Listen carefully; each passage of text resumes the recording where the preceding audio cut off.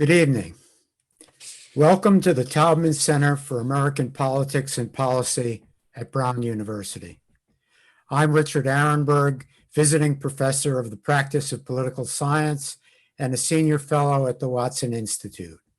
I'm honored to serve this year as interim director of the Taubman Center, which is a part of the Watson Institute. Tonight, we present the annual John Hazen White Senior Lecture. The John Hazen White Senior Lecture was endowed in 1993 in memory of John Hazen White Sr., a prominent Rhode Island business leader whose family company, Taco, is currently run by his son, John Hazen White Jr. The White Lecture addresses timely political and policy issues facing the nation. We're extremely grateful that in addition to the yearly lecture, the John Hazen White program supports multiple public policy internships for Brown University undergraduates. The Hazen White program provides rewarding opportunities for our students to experience public service and apply public policy outside of their classroom training. Now, welcome tonight to the many Brown students, faculty, alumni, and other interested citizens joining us virtually. The Taubman Center seeks to influence American politics and policy through scholarship, public opinion polling, conferences, workshops, academic research, internships, and a robust series of speakers drawn from experts, the media, academia, think tanks, and public officials. The Taubman Center for several years has focused its efforts on three themes: the pursuit of security, the cost of living, and challenges to our democracy in America. This year, we're placing special emphasis on the national elections, its aftermath, and the subsequent consequences as the nation grapples with issues of social justice, public health, education, the economy, and commitment to the rule of law. We have organized a roster of outstanding speakers and programs. Tonight, we present the 11th in our series of election-related events. We're honored to have as our guest and the John Hazen White Senior Lecturer, Laura Dove, the former Secretary of the Majority of the United States Senate. Pivotal moments in recent history have unfolded on the Senate floor, from the confirmation battles over the Gorsuch, Kavanaugh, and Barrett nominations to the transformation of the tax code, the response to the global pandemic, and the epic clash over repealing the Affordable Care Act. Some people call it the world's greatest deliberative body, while others dismiss the recent Senate as a legislative graveyard, the place where progressive policy ideas go to die. With a new administration in Washington and the start of the 107th Congress in January, we are still uncertain which party will be the majority in the Senate. Whichever party leads the Senate, it will be closely divided. We could have no speaker tonight with greater experience, expertise, and insight than Laura Dove. She's able to shed light on the challenges, weaknesses, and strengths, and the personalities of the U.S. Senate. Laura was elected Secretary for the Minority in August of 2013. She was then elected Secretary for the Majority in January of 2015. The last in a string of positions on the Senate Republican floor staff that she held. Laura began her Senate career as a page for Senator Strom Thurmond and later as a floor page for then Republican leader Bob Dole. After several stints in the Republican cloakroom and other leadership offices, Dove was appointed Assistant Secretary for the Majority in 2003 and worked on the floor as Assistant Secretary for Republican leaders Bill Frist and Mitch McConnell. She has a BA from the University of North Carolina and a master's from the University of Virginia. For those of us who love the Senate, Laura is a kindred spirit who has more than paid her dues with her commitment and dedication to what we call, sometimes with a little touch of irony, the world's greatest deliberative body. Her dad, the parliamentarian emeritus of the Senate and co-author of my filibuster book, frequently observed, quote, "You may love the Senate, but the Senate may not love you back." Laura, however, was admired and respected by senators and staffers in the Senate on both sides of the aisle. The Senate did love her back. My conversation with Laura tonight will last approximately 30 minutes, after which we'll take questions from the audience. You may enter questions through the Q&A box on Zoom, which will be viewable to me. You may begin entering questions if you have them already, beginning now and throughout the program. Please keep them short and to the point. I will convey as many of these questions to Laura as we have time for. This event is being recorded for later viewing, available on the Taubman Center website or the Watson Institute website. Now, it is a great honor for me to introduce to you Laura Dove. Welcome to Brown, Laura. It's great to see you again. It is so nice to see you. I wish I was in Providence with you, but well, maybe sometime in the future we can do it again and do it for real. We will defer that dream, yes. I am very struck by your note that this lecture series is sponsored by someone who really cared about public service outside the classroom. Yes. I supervised the Senate page program, started as a Senate page. So public service outside the classroom, I really think it has a transformative effect. So I encourage all students who are watching to take that to heart. Well, good. That's a great way to open, actually. I want to ask you about the current situation in the Senate a little bit. The election has left us with a unique circumstance, as I mentioned in the introduction, unique in the Senate's history. When it convenes on January 3rd, there'll be 50 Republicans, at least, and 48 Democrats, counting the 2 independents. It won't be until the 2 Georgia runoffs elections are decided on January 5th that we'll know with any certainty which party will be the majority in the 117th Congress. If the Democrats win both Georgia seats, the Senate will be 50-50, and the Democrats will have control with Vice President Harris's deciding vote. If the Republicans win one or both, they will have a majority with either 51 or 52 seats. Either way, are we likely to see continued gridlock in the Senate and the Congress as a whole? I think 50-50 is a separate proposition, because we've had 50-50 since I worked in the Senate, and it is not pretty. Yeah, it is. It's not a comfortable situation for anyone, not least of which is that the committees are then 50-50. So to produce the fruit that comes to the table of the Senate, like, you can't even start stuff if you're contingent. So 50-50 I would put aside. Yeah. But I think 51-52 I would choose to believe is 51-52 Republican, with Majority Leader Mitch McConnell running the Senate, as he has for many years now. I think that could be very productive. I believe that divided government is the only way for us to produce results right now, because it forces people to come to the table. Mm-hmm. There's no excuse not to come to the table and talk to your adversaries if they are the only people you can negotiate with. And I believe divided government could be very productive, especially with Majority Leader Mitch McConnell and President Joe Biden, because they do have such a long history and they have negotiated hard things together before. And I think it's possible that this could be the last election that either of these men will stand for. I mean, Senator McConnell is 78. President Biden will be 77. Right. Unclear whether they're interested in running again, either of them. This is a legacy moment for them.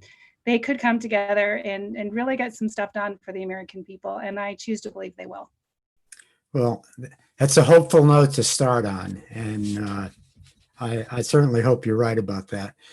I do want to go back to the notion of the 50-50 Senate just for a minute, because, of course, as you know, I was on the Hill the last time also. And I recall very well that, I mean, of course, the Republicans had the majority with Dick Cheney's vote. I remember very well that the Democrats demanded a shared control of the Senate, a sharing agreement.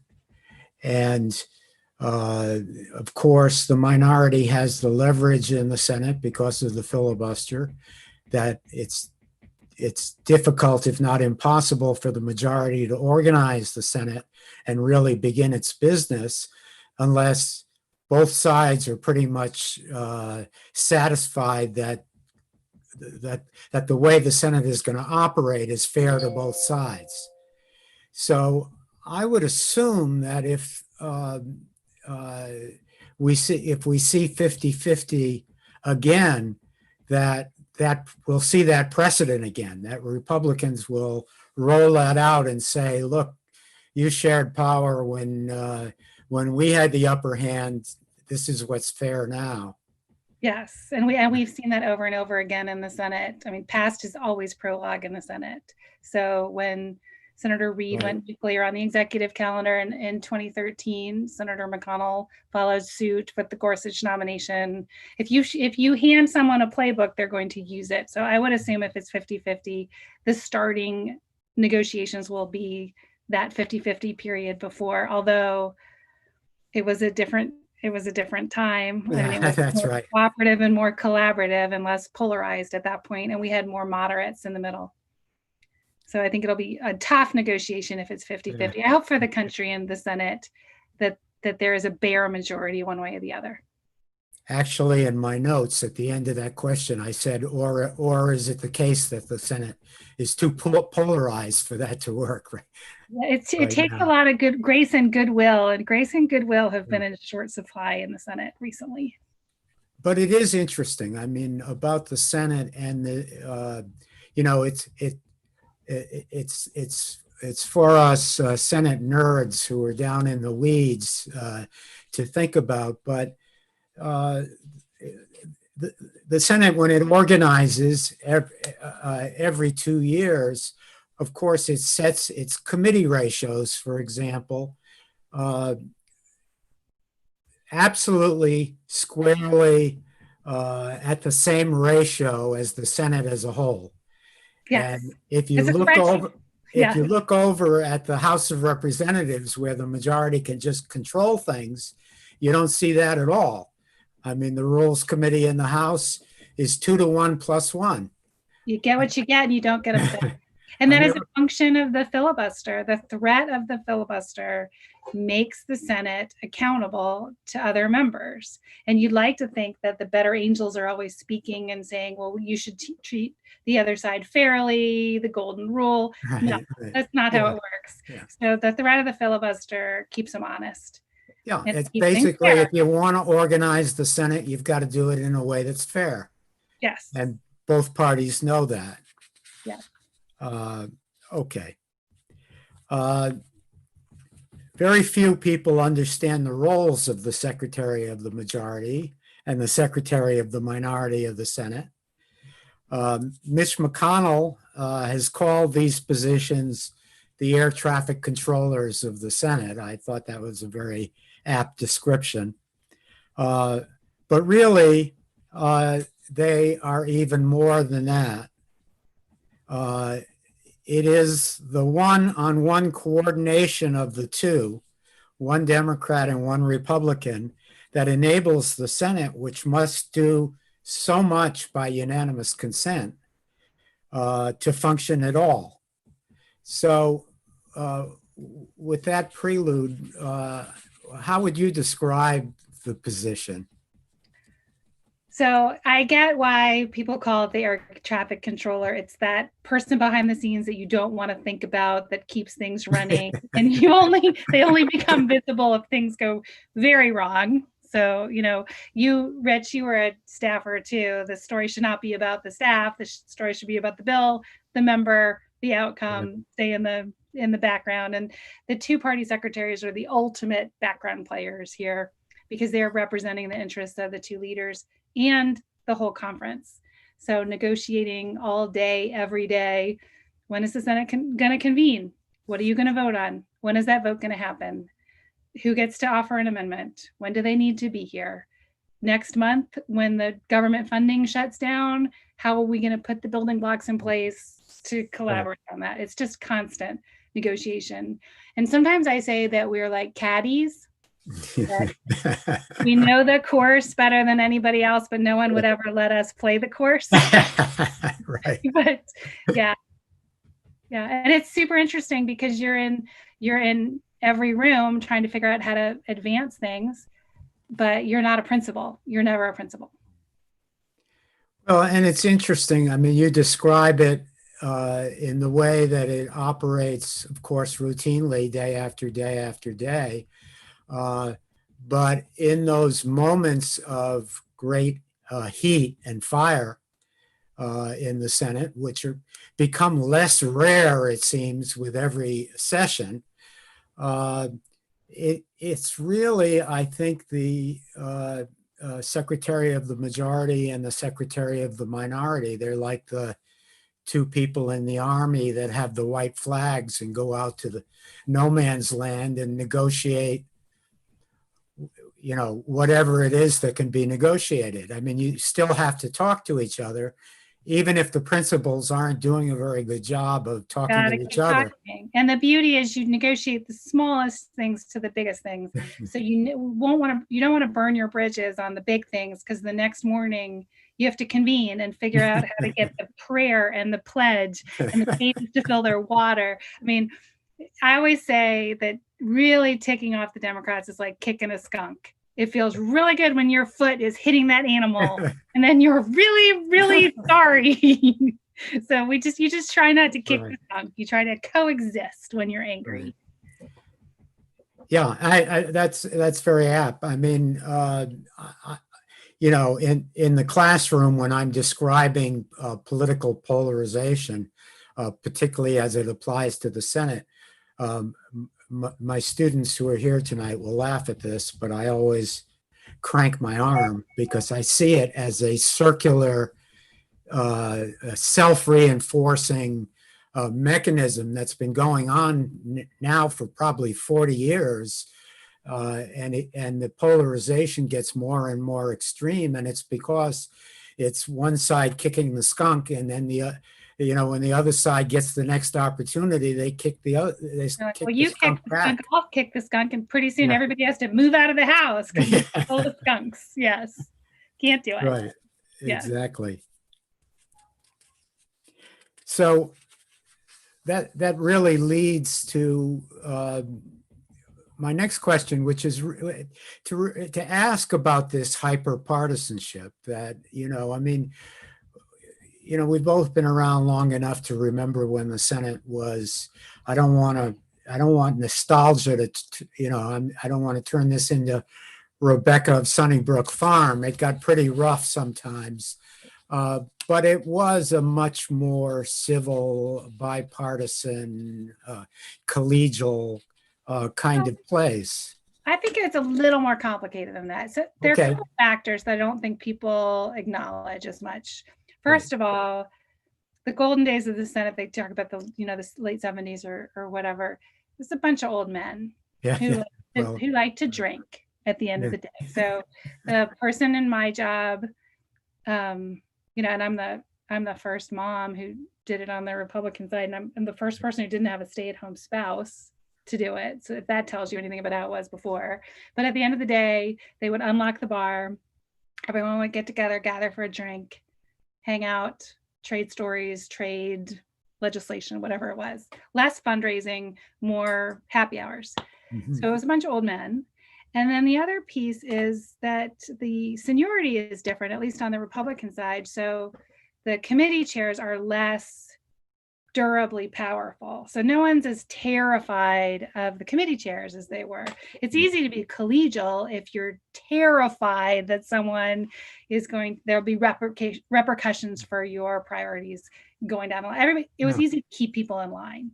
So you give them a drink at the end of the day, you keep them scared by the committee system, and the committees were so powerful, the chairs were so powerful that they could dole things out and keep people happy.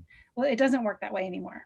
We have term limits on the Republican side so that you can be in the Senate. I don't know, Ron Johnson was in the Senate for 4 or 5 years, was chairman of the Homeland Security Committee. Shelley Moore Capito is in line to be chair of EPW next year, and she's 6 years in. So it's starting to turn over on that side. And then there just isn't there's no more bar. I don't know where you'd go. I mean, you'd have to bring your own, it'd have to be BYOB. If they wanted to have drinks in the cloakroom at the end of the day, they would have to bring their own bottle because they just don't do it that way anymore. So yes, it was more collegial, but it was structured with different power centers that were not as inclusive. I would say not as inclusive. And sometimes being inclusive can be uncomfortable and not as productive, but being inclusive is a good thing, I think. Yeah, it seems as though it's at one and the same time, it's more inclusive, but also power has centralized in the leadership. In some ways, yes. In some ways, yes. But I think power becomes more centralized in the leadership, the less productive the Senate is. So the more productive the Senate is, the less centralized the power. So it sort of goes up and down. Right. For example, the reconciliation bill, the tax bill, was not super centralized in the leaders' offices because that was driven by the finance committee, and there were individual senators who were writing different pieces of that. The House was writing it. The leader decided to schedule it on the floor, had general eyes on it, but his power was definitely decentralized. The more productive that process became, the less centralized the power was. So I'm hoping that as the Senate becomes more productive, there's that natural ebb and flow too. Did that hyperpartisanship, the polarization in the body as it increased, did it make your job more difficult? It's wearing. Honestly, it's hard to wake up in the morning and go into a building where people are really angry at each other all the time. So yeah, it gets to a point where it almost makes it easier because when it's black and white, you don't have to negotiate that much. You know, I would like to do this. Request denied. Okay, next thing. So there's not as much negotiation when it's super polarized and you're trying to do something that they absolutely positively don't want you to do. For example, the Amy Coney Barrett nomination, which I watched from the outside, went extremely quickly. But it went extremely quickly because there was no negotiating to do. There was no way the Democrats were going to meet in the middle and come up with a schedule that worked for anyone. So when you don't have to consult, it doesn't take that long. And the filibuster was gone. And the filibuster was gone. And the filibuster makes things take longer, but is such a powerful tool for durable policy. And for bringing people together. It's such a powerful tool. And for keeping the process fair. Yeah. I mean, it's another example. We were talking about committees, ratios and so forth before, but I'll come back to this. I want to come back. Yeah, because I have a lot to say about the filibuster and why the minority is not just a party. Right. I want to hear it all too, of course. It's not as burning an issue as if the Democrats were taking the Senate, and I don't think the Democrats will take the Senate. But if the Democrats if there was the blue wave that people were predicting, and the Democrats were rolling into it, right, I think that's right. Even I mean, even at 50-50, it's pretty much a dead letter. I mean, oh yeah, well, especially with Manchin and yeah, I everything. saw that, right. But I did a podcast with our mutual friend Bill Douster on Oh, the yes. reconciliation process last week Oh, before the election, and the person who was running the podcast said, "I want you to come back and talk about the filibuster. These topics are so important." And I was like, "Well, these topics are not going to be important at all because the Republicans are going to win the Senate." And they're like, "Yeah." But I don't think they're not as front burner as they would have been. Yeah. Let me just tell our audience that Bill Douster was Harry Reid's chief counsel. He was the architect of the nuclear option on, right. and also the architect of pretty much every really clever procedural. Like he employs the dark arts. Yeah. With aplomb. Yes. A very smart guy, but he and I have locked horns on the subject of the filibuster a number of times. He's a worthy adversary for sure. Yeah. Yes.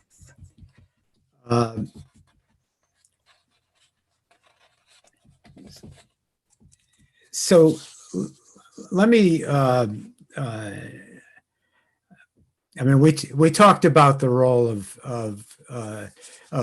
staffers sort of staying behind the scenes and not getting out in front of principals. And I remember that well when the most shocking thing to me when I first came to Brown was the sudden realization that I could speak in my own voice again. Here I am. Yeah, it's so weird. Yes, that's right. Yeah. After all those years. But I want to ask you about the leaders themselves, and I'm not asking you to pull back the veil at all, but just on the basis of your experience, when I'm asked to contrast the House and the Senate, one of the things I point to is the infrequent direct communication of the Democratic and Republican leadership in the House. Mm-hmm. I think Gephardt and Gingrich at one time both testified in front of the House Rules Committee and said that they had talked to each other 6 times in 4 years. And this contrasts with the Senate. In the years that I worked for George Mitchell when he was majority leader, he talked to Bob Dole 6 times every single day. Yeah. When they were in Washington, in any event, on the phone, on the floor, in each other's offices. It's just a kind of continual thing. And that's for the reason we were pointing to before, which is that the Senate, given its rules, just can't be operated without some level of cooperation from the minority. And so there's this constant consultation. We always say I want to stop talking and let you describe this, but I always talk about this, the strong right hand of the speaker, which is the Rules Committee.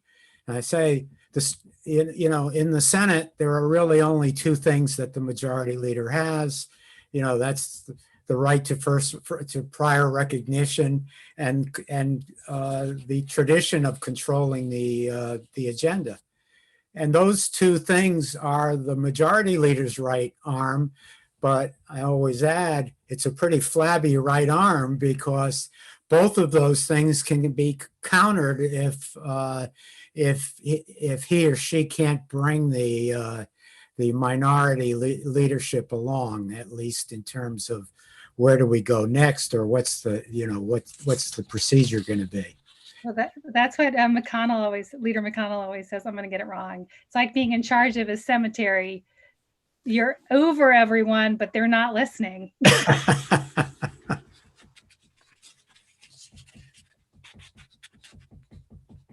So where I was going with that question is, without divulging any deep, dark secrets, I mean, what's the relationship like between McConnell and Schumer at this point?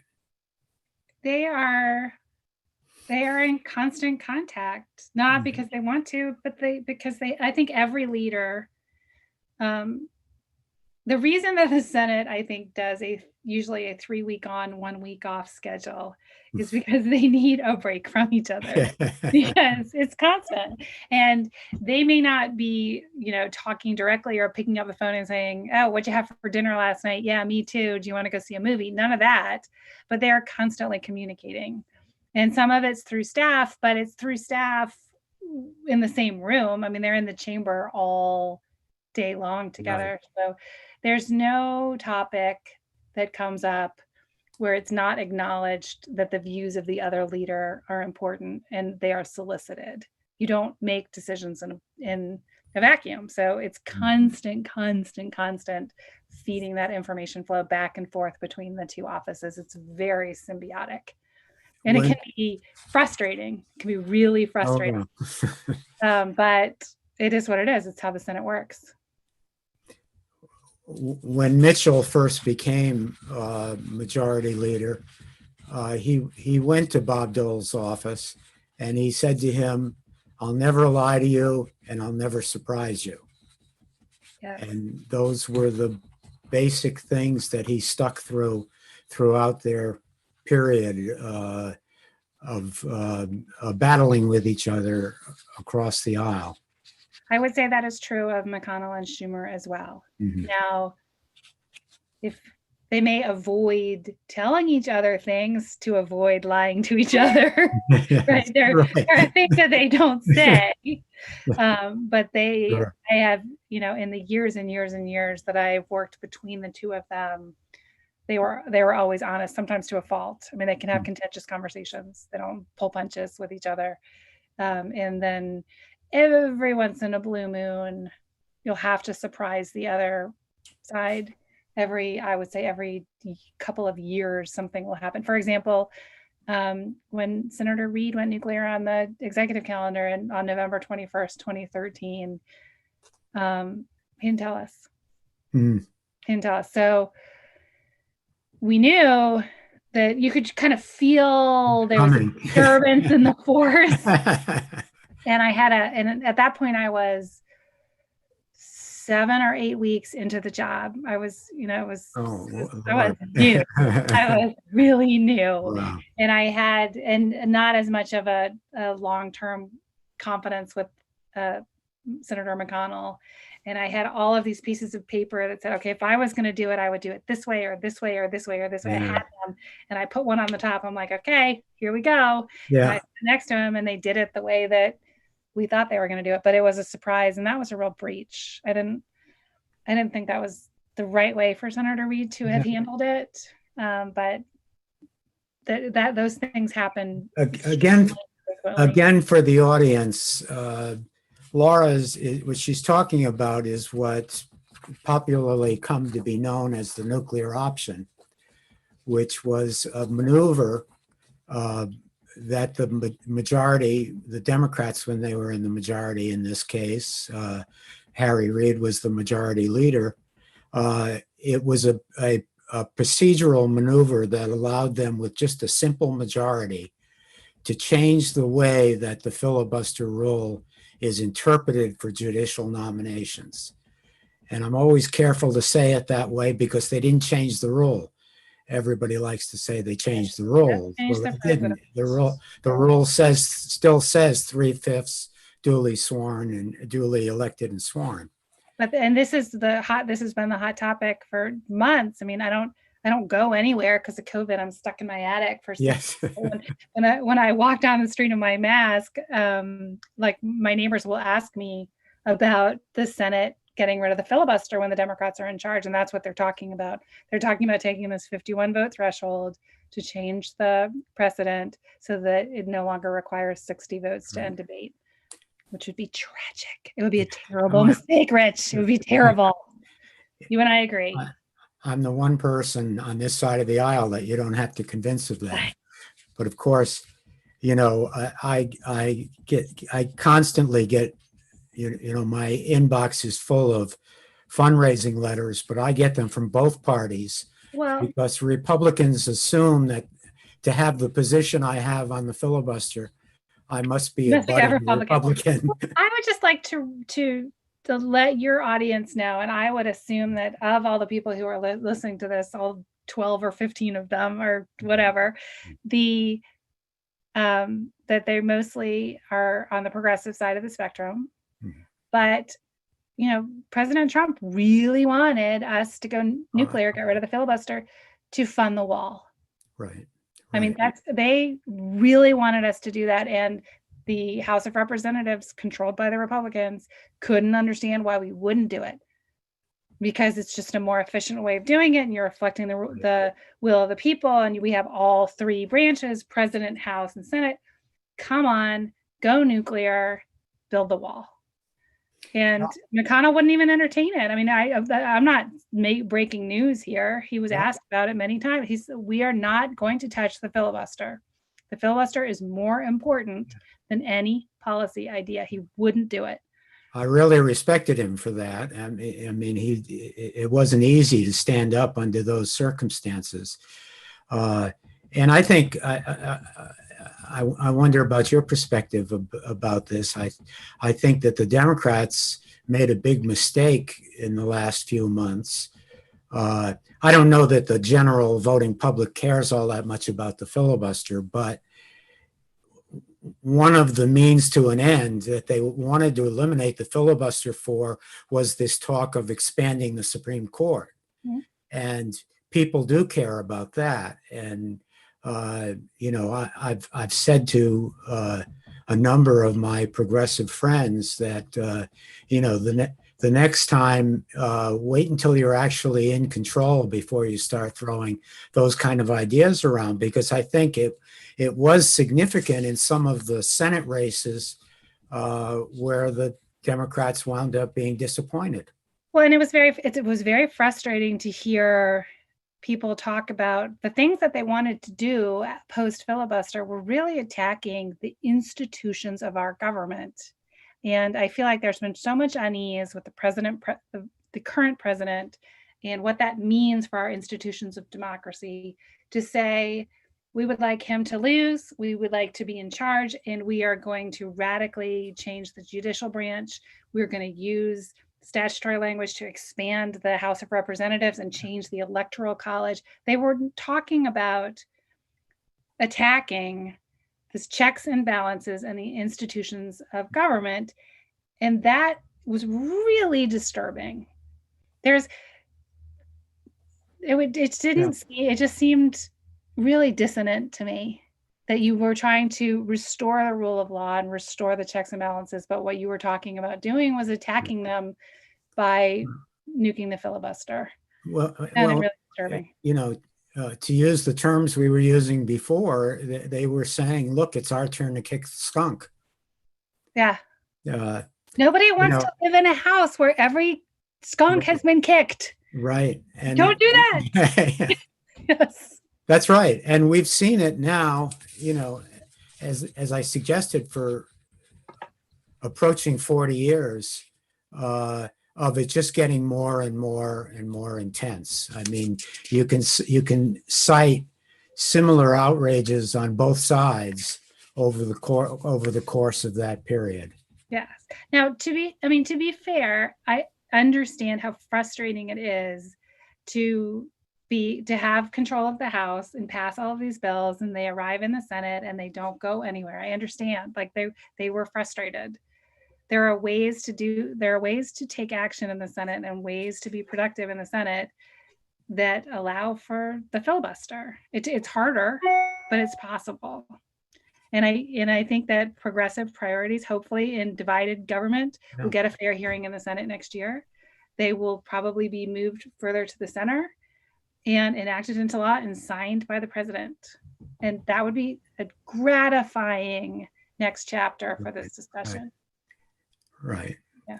And as you suggest, in many ways, President Biden will be benefited by the fact that he has to meet that higher threshold. Yes. Because the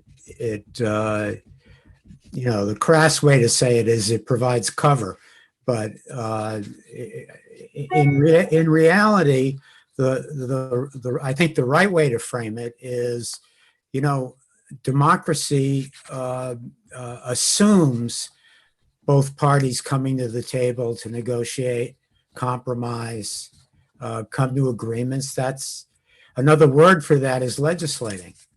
Yes. And it's more durable. If you can get a bipartisan majority for something, it's more durable. And we need some durable. I think you're right. We can, look, we see that with, Social Security, Medicare, the Clean Water Act, the Clean Air Act, the Civil Rights Act. You can go down the line, the major pieces of legislation of the last century, really. In fact, many of them were opposed by Republicans in the Senate initially, and they were able to force the Democrats to negotiate with them. And ultimately, what was crafted was a Social Security system or a Medicare system which would stand the test of time. And the most recent example I would say is the criminal justice reform legislation that was just recently passed. Yeah. That was very controversial on the Republican side, and they kicked it around and negotiated, and it ended up passing well north of 60 votes. And I think it's going to be the law of the land for time immemorial. But it was hard. Yeah. And a year before it passed, it was not the same legislation. Yeah.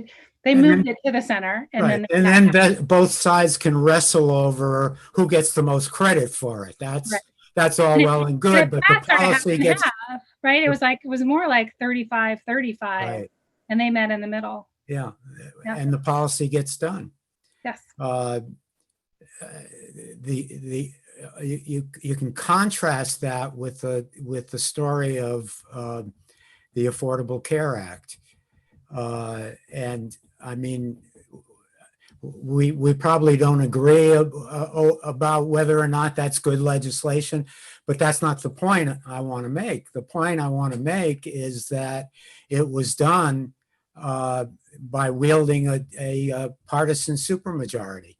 And it hasn't been durable. Pieces of it have fallen. I mean, and mandates have... Well, it can't be durable, because the minority is not invested in it at all. It wasn't their deal wasn't part of it, and so what Republicans have spent the last decade plus doing is trying to repeal it. Yes. Well, and that's another example of why the filibuster has saved progressives in the past. I mean, I can't tell you how many times the House Republicans sent us a Obamacare repeal bill. I don't know, maybe 28, 29 times it would arrive in the Senate. And Majority Leader Mitch McConnell would say, "I'm sorry, we don't have 60 votes to do this over here. So try something else." Right. Yeah. Right. And of course, when it finally did get down to a simple majority threshold, it still couldn't get done. Because it's even harder. It's even harder when you're only negotiating amongst yourself. That's right. It gets even harder. Well, that was true on the Democratic side, by the way, even when they had the 60 votes. It just made the 57th, 58th, 59th, and 60th senators the ones that had the leverage for negotiation. What it was, a Cornhusker kickback and the Louisiana Purchase, they nicknamed all of them. Yeah, that's right. That's right. Okay, let me shift gears a little bit. The framers put a heavy reliance on the balance of powers to hold the executive branch in check. It seems to me that to an alarming degree in a number of areas, the Congress and especially the Senate has been yielding power to the president, and power lost is seldom regained. I'm thinking about five in particular that I want to mention to you, and then just sort of get your reaction. First, Presidents Obama and President Trump's aggressive use of executive actions as a way to circumvent Congress. Second, President Trump's extensive use of the Vacancy Act to fill cabinet posts and senior agency positions with acting figures who just stay acting seemingly forever and then get replaced by somebody else who's acting, so that we don't, it circumvents the Senate's role of advice and consent. Thirdly, Trump has in a number of instances frustrated the congressional oversight responsibility by refusing to allow officials to testify and by refusing to turn over documents that congressional committees are interested in. Fourth is through its unwillingness to assert its constitutional role, the Congress has virtually ceded decisions about war making to the president. And that's been going on for quite a number of years now. And then finally, it seems unlikely to me that the impeachment process is very viable going forward, simply because I think it's amply clear that irrespective of which party's president it is and so forth, that it's just no longer a viable expectation that what you're going to get is a fair trial in the Senate if there's an impeachment. So I'll stop yammering at you to react to those things. I'm going to start with the last one first. Yeah. I think the die was cast on impeachment with the Clinton impeachment trial, because it didn't. I mean, he was Teflon. That the whole proceeding was just misbegotten. So presidential impeachment, I think that ship sailed during the Clinton impeachment trial. Yeah. It was very interesting to be in the Senate during the impeachment trial. Not least of which to be locked in a room with all 100 of them with no cell phones or Blackberries. Or yes, right. Anything. I mean, it was super interesting, yeah. and they honestly took it seriously. They did not look at their phones. They did pay attention. They did ask questions. They did grapple with some of the issues. It was impressive on both sides how attentive the Senate was to that. Well, I can say it was much the same way during the Clinton impeachment without the cell phones. Yeah. Yeah, although I watched it, so I was in the Senate, but I wasn't on the floor. My father was obviously on the floor during the Clinton impeachment, but when I looked at the tapes, it was very messy. There were like papers everywhere. We ran a much tidier ship. We cleaned everything. Although when it was all over, we had to clean out everybody's desks because, oh man, they had so many snacks. You're not supposed to eat on the floor. Right. They're like, if we can't look at our phones, we're at least going to have some nuts and chips and snacks. It was funny. I think it's unfortunate that that Congress has their rights have been nibbled away by the executive branch, but I'm hoping that has been temporary, because as you pointed out, it was President Obama and then President Trump sort of using that same playbook, and hopefully we'll have a little bit of a tonic period where there's more of a balance. Definitely on the advise and consent piece, they should be negotiating these nominations, not just the cabinet, but I mean hundreds and hundreds and hundreds of presidential appointments, including Republican slots at independent boards and agencies that are very important to the Republicans, the district judges that have blue slips and bipartisan support. That needs to be a collaborative process, and that I hope will reinvigorate that balance between the two of them. Well, and particularly on oversight, that once was a executive legislative balance, irrespective of which party was controlling the committees and so forth.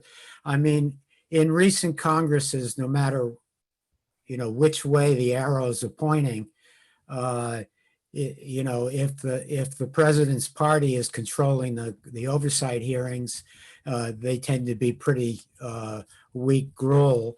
And if the other side is controlling them, they tend to be quite aggressive and sometimes even unfair.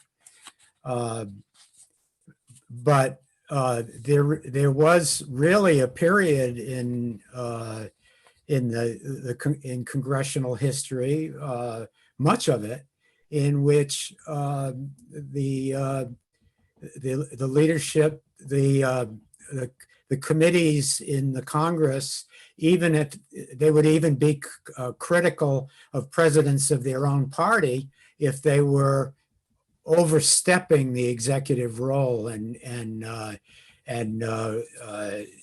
going too far into legislative territory. Yeah. I mean, I'm thinking, for example, of the famous Truman Commission, which really tied into the Roosevelt administration over war profiteering. Okay. Yeah. No, I agree. Congress needs to reassert itself. Yeah, one final word on that. I mean, as I suggested in the question, too often it can be sort of a one-way valve that once the power shifts over, it's very difficult to get it back. But they'll need to do hearings for the entire new cabinet, everyone who's going to staff this administration, and those will be interesting hearings too. And then hopefully they'll be substantive. They need to be substantive, or these people are not going to get the votes. Yeah. Yeah. Of course, not to beat the same old dead horse or hobby horse, whichever you want to call it. But without the filibuster, even that leverage is greatly reduced. Yes. Yes. I mean, and that was a horror show of the Democrats who were just shocked that President Trump could nominate and confirm his entire team without consulting with them. He didn't have to. Well, right. And it's just like in the House, where if you don't have to, you're not necessarily going to. Well, they didn't have to negotiate, and the nominees themselves didn't have to make a whole lot of really substantive promises with teeth in them. Yes. They just completely avoided that. Whereas in the past, if a nominee was being like that, well, the minority was in a position to say, look, we can't see our way through to confirming this nomination unless you're responsive to what we're asking here. Well, and they'll have to. The new administration is going to have to, because the committees are going to be so closely divided. You're going to have to get bipartisan support in committee, or you're not even able to get to the floor. It's not possible to circumvent committee for a nomination. It's going to happen. So let me just ask you about, we've been kind of throwing around some of the esoteric Senate roles, but esoteric? What's your view about rules reform? I mean, you think there's stuff that needs to get done? Yeah, no, I think we need some behavior reform. Yeah, let's do some behavior reform, and then let's figure out how to adjust the rules to reward the new productivity, right? Because we've learned the hard way over and over and over. Every time they try to reform the rules to make the Senate more efficient, I mean, Budget Act, which came up with reconciliation, which has been the hydra that ate the Senate. The Reid president in 2013 was supposed to make the Senate more efficient on noms. Well, I'm not sure that anybody would. I mean, yes, it's more efficient, but so I don't think we need to change the rules. I think they need to talk to each other more and just do some building blocks, work together on some small ball stuff, and keep building on it, make some incremental progress. Okay. They can do it. They're all smart. No one comes to Washington to not do anything and spend their life on Twitter and raising money. That's not why they're here. There are 100 men and women who came here to make a difference. They can work together and do it. I know they can. They have been in pockets. They really have. Well, the one thing that I would suggest, and actually your dad and I wrote about it in the book, there are some things that could get done that might be helpful, but I think when you have a very evenly divided Senate, as you begin to approach the next election, there's a window of opportunity there where if you could get both parties to say, you know, let's sit down and at least take a look if there are a few things we can do, uh, then you have a window because neither party knows whether they're going to be the majority or the minority in the next Senate. At this point, the level of mistrust is so high. I just feel like there's so many Democrats who think that Leader McConnell is just this evil genius. And if he says something that seems intuitive and efficient, it's actually this nefarious plan to somehow get 4 more Supreme Court justices in or whatever. I'm not sure that the trust level on the small ball stuff is there. It would take a lot of work. I think they should just start getting some legislation out of committee, confirming some cabinet officers, get stimulus package, infrastructure. 6 months in, look around and say, okay, this is what the Senate needs to be doing. Get some COVID relief done. Then they can decide if they want to make more changes. Let me ask you about the appropriations process a little bit. It seems to be badly broken. They did. All right. So what was it? 3 years ago, I think they did 7 or 8 of the bills. Mhm. They ended up doing full year bills. I believe that the Senate Appropriations Committee released full year bills today. They're going to be the basis for an omnibus that they're going to try to do in December. So the committee's doing their work. It's just a matter of the floor process is so wonky, right?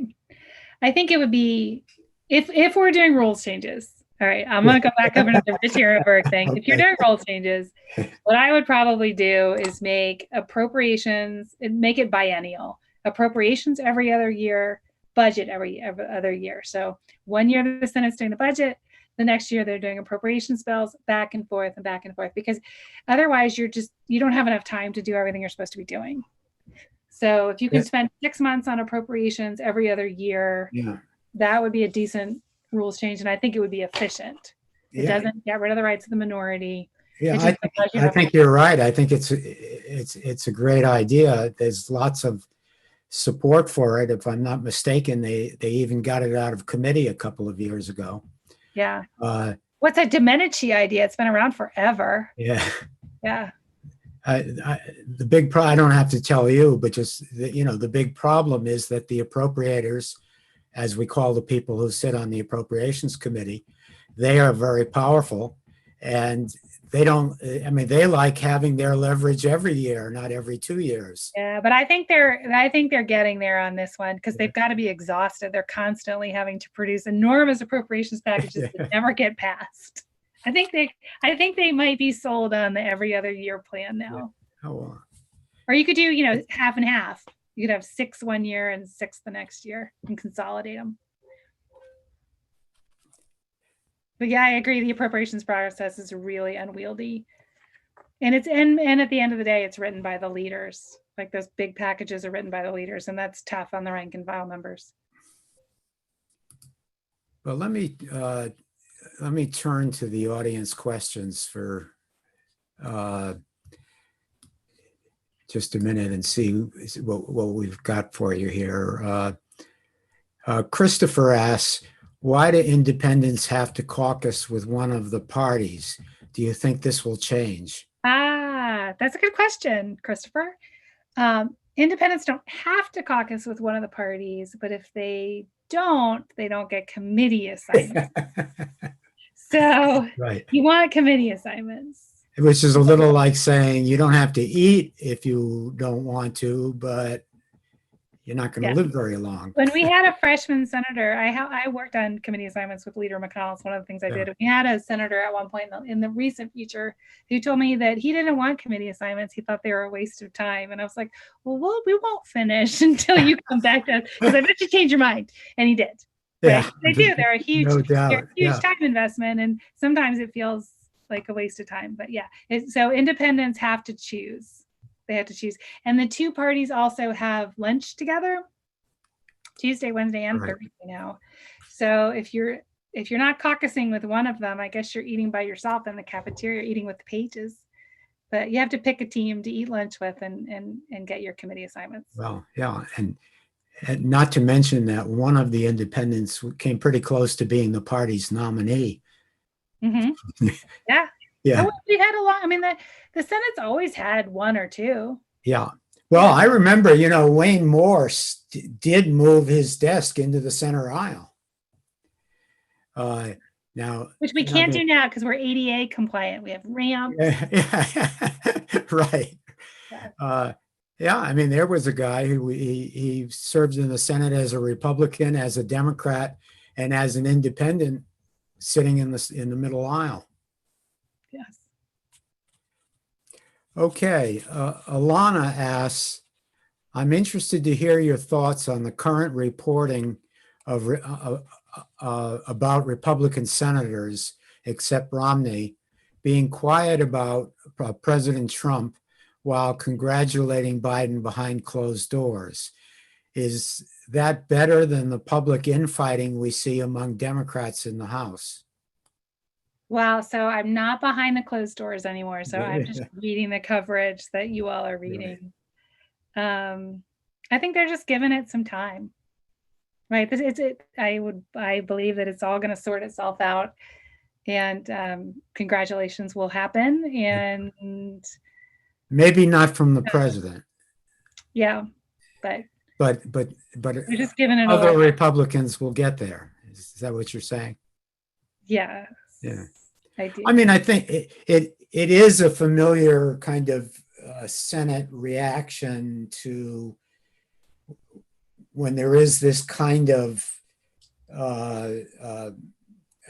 explosion, there's this kind of heat. It's kind of a familiar thing in the Senate to say, well, let's take some time here. The Senate is really good taking its time.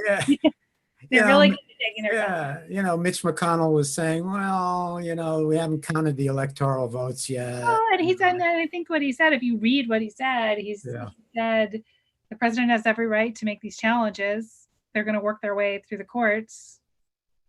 That's how democracy works, which is right. Tends to be true. Yeah. Which is a different question about, what is the right thing for a presidential candidate to do when it's clear that they've lost an election. I mean, then you need to ask the presidential candidate. Yeah, no, that's right. That's right. Yep. Matthew asks, what do you think about Senator McConnell and folks like Lindsey Graham saying we shouldn't confirm a nominee in a presidential year and then ramming a nominee through the Senate 8 days before an election? You knew this one would come. So I would say I've had a number of conversations with people over the last week or so about what the Biden-McConnell relationship is going to look like and where they can find common ground. And I would say as long as they can stay away from the judicial wars. Yes. Right. It's like that dress that was so big on the internet a few years ago where it was either blue or brown and the blue people didn't see the brown and the brown people didn't see the blue. Like, they're never going to see eye to eye on the judicial wars, and people who are angry about Merrick Garland are never not going to be angry about Merrick Garland, and we should just agree to disagree. There is no common ground here. Yeah, that's right. And to touch the familiar theme just one more time, the absence of the filibuster makes it worse. Oh, well, yeah.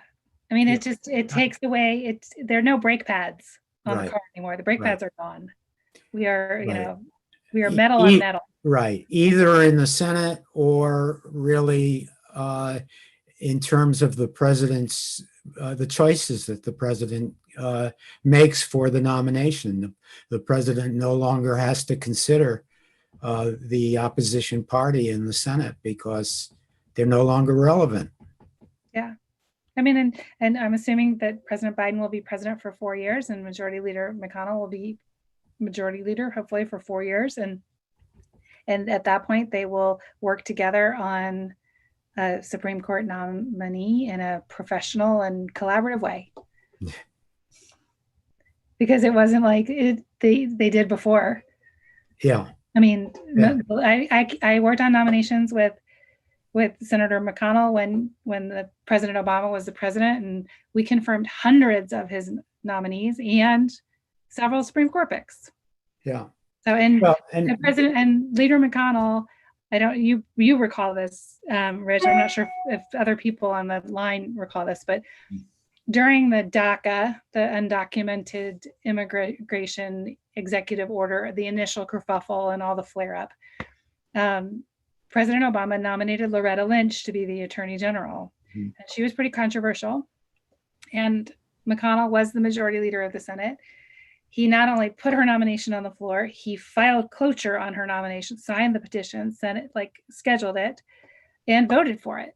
Yeah. Because he believed that President Obama deserved to have qualified people confirmed if he was going to put them up. And Loretta Lynch was really controversial at that point. And McConnell said, sorry, I'm in charge of the Senate. He's the president. He picked someone. She's obviously qualified, even if lots of people think she's controversial. Next. And he did it. So, yeah. That's a long honored tradition in the Senate also. Many senators, I mean, unfortunately, it's one of the things that's eroding along with a lot of other stuff with this kind of corrosive polarization, hyperpartisanship wearing at it. But for as long as I can remember, many senators, the majority, most senators, in fact, felt that a president was entitled to the people they wanted in their government, unless there was a really substantive disqualifying reason, right? I always find it much easier to skip a meal when my fridge is full. So when senators have a lot of leverage and they know what they can do, sometimes they choose not to do it. But if you take away all their leverage and they're scrambling to make their voice heard, it becomes ugly. And that's what. All you have to do to demonstrate that is go look at the roll call votes on confirming nominees to the cabinet for the last 40 years or so, and then take a look at what it has looked like once the filibuster was gone. It became shirts and skins overnight. Yeah. And so, it's now a routine thing to see a nominee with 45, 46, 47 no votes, and which would have been just shocking, before. I mean, it was a pretty embarrassing thing for a nominee if they got 12 or 13 or 14 no votes. Most of them were unanimous or close to it. Yes. For just the reason you're talking about, which is the belief that a president was entitled to their choice. And by the way, there were also always many senators who took the position on Supreme Court nominations that even when they opposed the nominee, they would vote for cloture in order to. We didn't have cloture on Supreme Court. Right. Clarence Thomas was confirmed with 52 votes. There was no. That's right. No one filibustering Supreme Court nominations is recent. Right, that's right. But one of the things that contributed to the fact that it wasn't used in that way was that many of the senators, even those that opposed a judicial nomination, took the view that the president was at least entitled to an up or down vote on a nomination. Yes. So the judicial wars have heated up since the early 90s. and have gone downhill fast. But before that, it was not a thing like this. Yeah.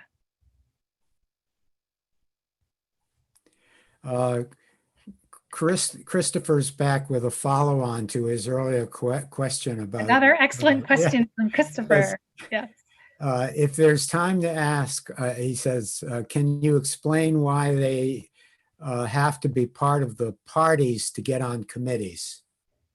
Here, his question was the one about independence. Well, because the way the committees are structured in the rules, it's majority and minority. So you either have to choose to be in the majority or the minority. So I guess if we had some kind of coalition government in there, you could have the majority parties and the minority parties. Right. But the Senate rules are structured majority, minority. Yeah, and if you and that comes to my point too. When people are talking about the filibuster and how it's the minority party is filibustering. I mean, Rich, you know better than anybody on the planet that the minority is not always a party affiliation. It can be regional, it could be gender, it could be, I live in Nevada and I don't want nuclear waste coming to my state.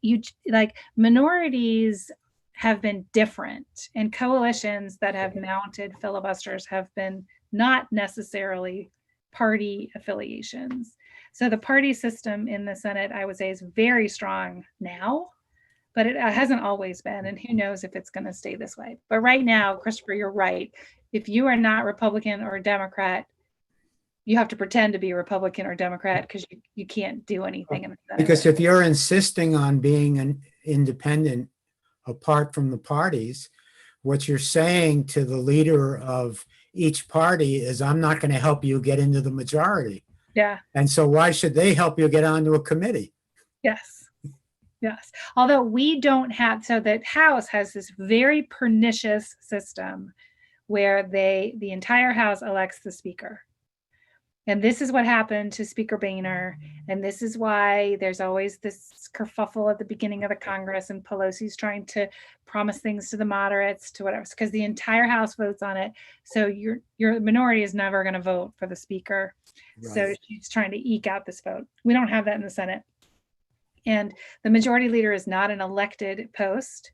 And we've talked over the years about changing how leadership works in the Senate, and maybe the majority leader should be elected, but always came back to the fact that we don't want a system like the House. You do not want the majority leader running scared and having to scramble at the beginning of every Congress. The Senate does not need to operate like that. And I wish that the House, they've talked about it over the years, I wish the House would change that, because I think it's unseemly and unproductive that they do it that way.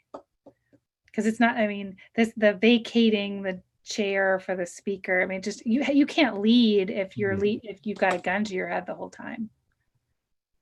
Which is this is what happened to Speaker Boehner, and they ousted him, and it was not good. It was not good for him, it was not good for the party, it was not good for America the way that worked. Well, we don't do that. We don't do it like that. Another way we're different from the House. It's another one of the traditions that's really eroded in this hyper-partisan era.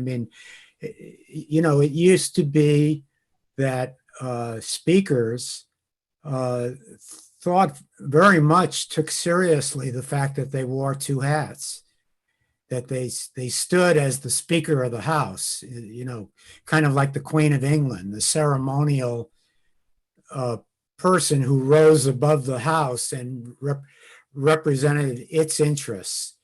And then the second hat was leader of the majority party in the House of Representatives. Well, those two hats are really just they're the same hat. Yeah. Right. Yeah, they're the same hat.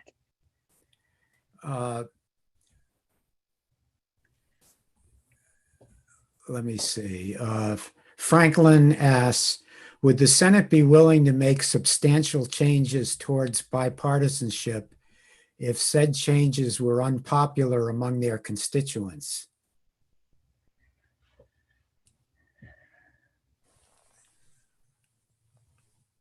Well, okay, so the Senate is structured to be a little bit more removed from the electorate. I mean, it's 6-year terms, unlike the House. We all know this. The House is 2-year terms. Senate is 6-year terms.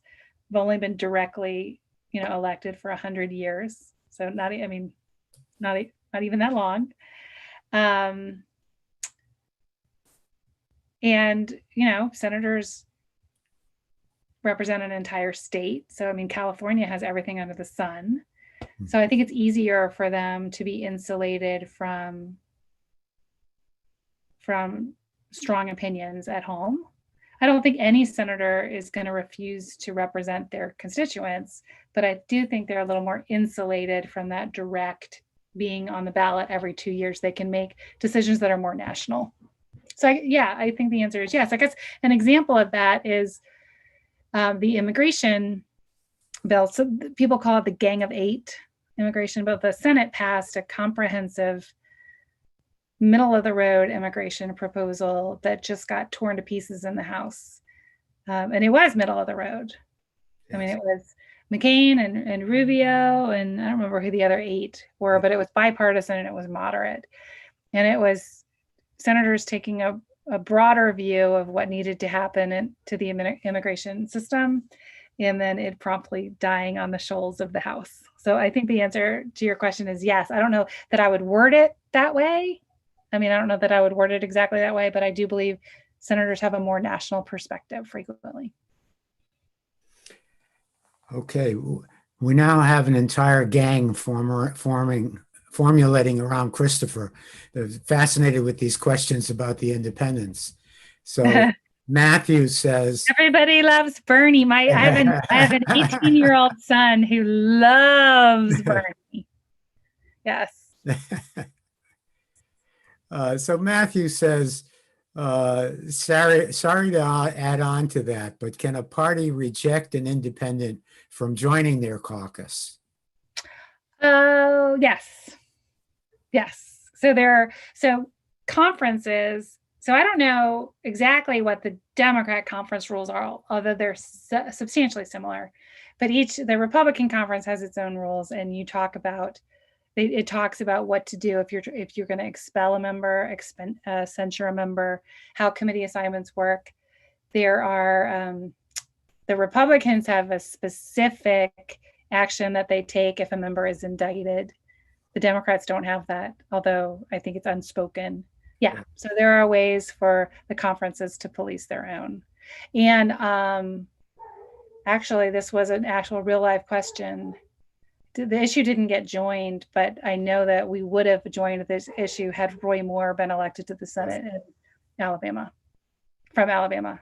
Right. Because, no. Yeah. Great.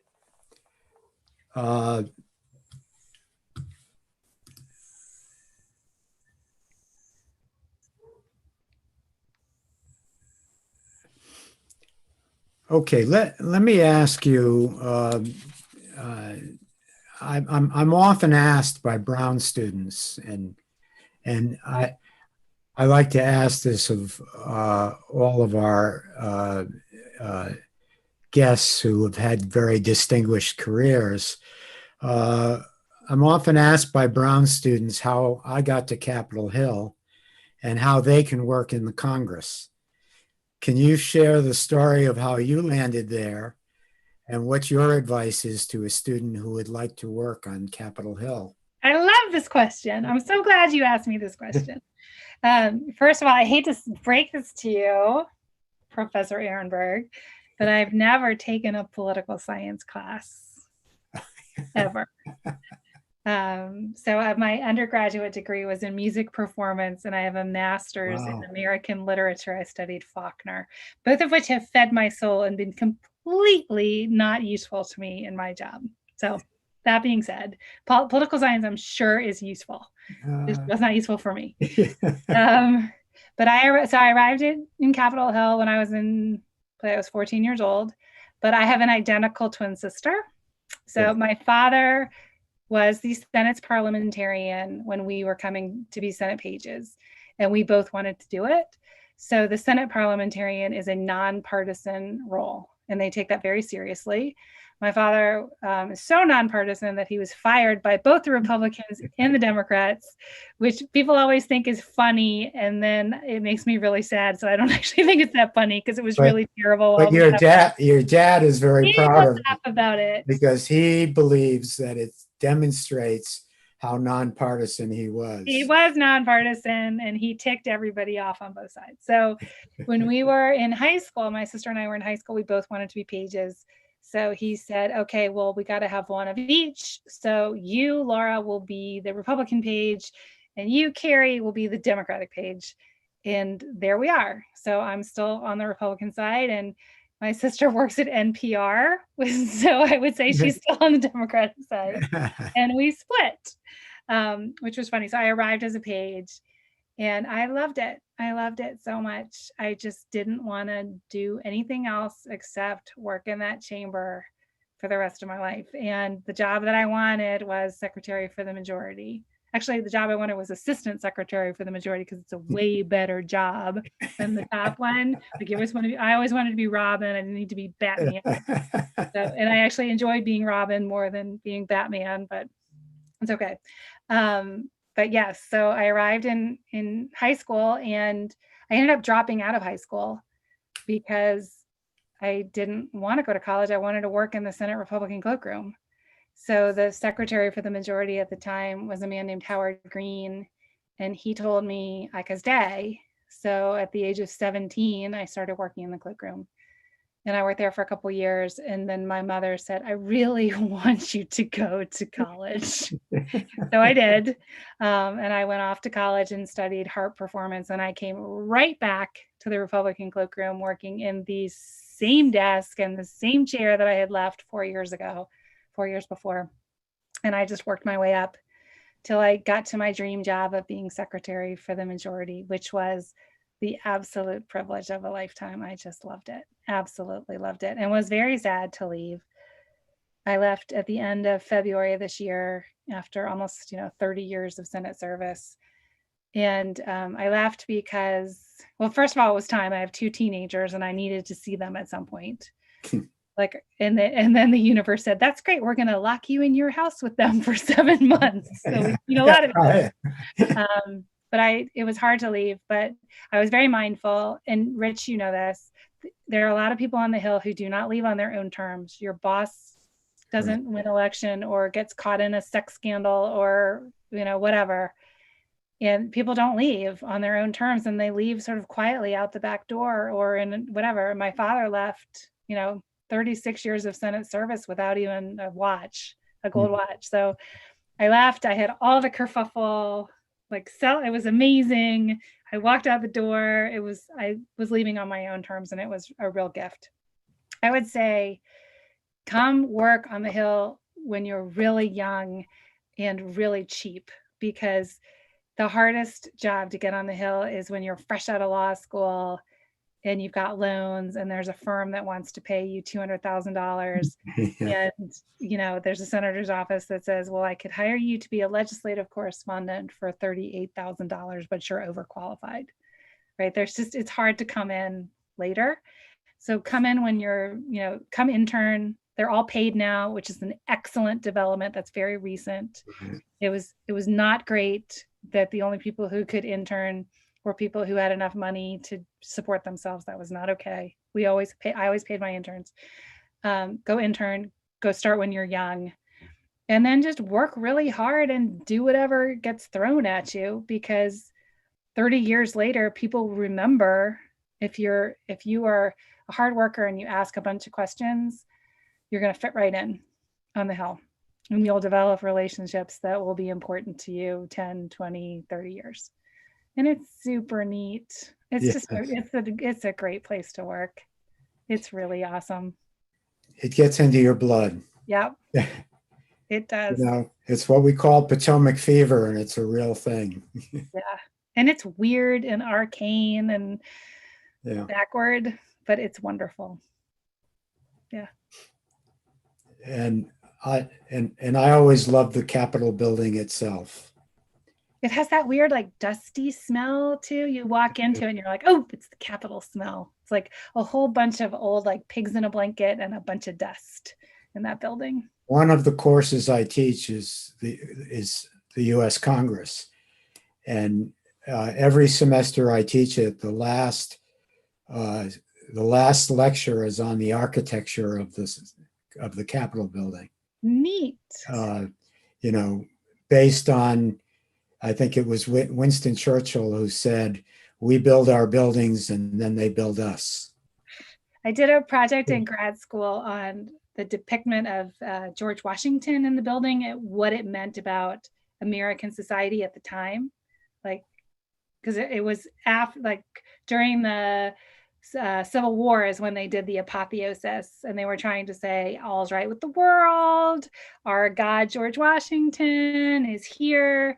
They had founding fathers and inventors because it was during the Industrial Revolution, that whole machine in the garden piece. Like, it's fascinating cultural snapshot of like 1850 to 1860.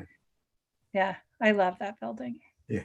Although, you know, we divided it up because the House and Senate never do anything collaboratively. So the Senate side had Constantino Vermidi, right, all of our frescoes, and then the House side bought American. I don't even know what they did, but it's like not great. Come to the Senate side; it's not much nicer. Well, what they did is they turned up their nose at all that fancy stuff in the Senate, and then now they all want to come. Now they all. Yeah, that's right. When their constituents come, they take them for tours through the Senate side. Yeah, so they've got that weird little whispering spot in Statuary Hall, but that's it. It's the only highlight on the House side. That's right. Well, before we let you go, is there anything that we haven't asked you about that you were hoping you get the chance to say? I don't know. Well, I don't know. I talked about public service. I talked about how nuking the filibuster would kill our democratic institutions. I said, thank you, Rich, for inviting me. I think I hit it all. Well, thank you so much for doing this, for coming and spending time. This has really been a wonderful it's been a wonderful conversation. I would like to do it for the next 3 hours or so, but I would wear you out and our audience as well. But yeah, so next time we'll do it in Providence. I would love that. Well, sure. And then you'll be able to hear and see the standing ovation that I'm sure you're getting right now. Well, and let me know if any of your students have any questions or need anything. Please feel free to connect them to me via email. I'm always happy to help. 100% happy to help. Thanks again.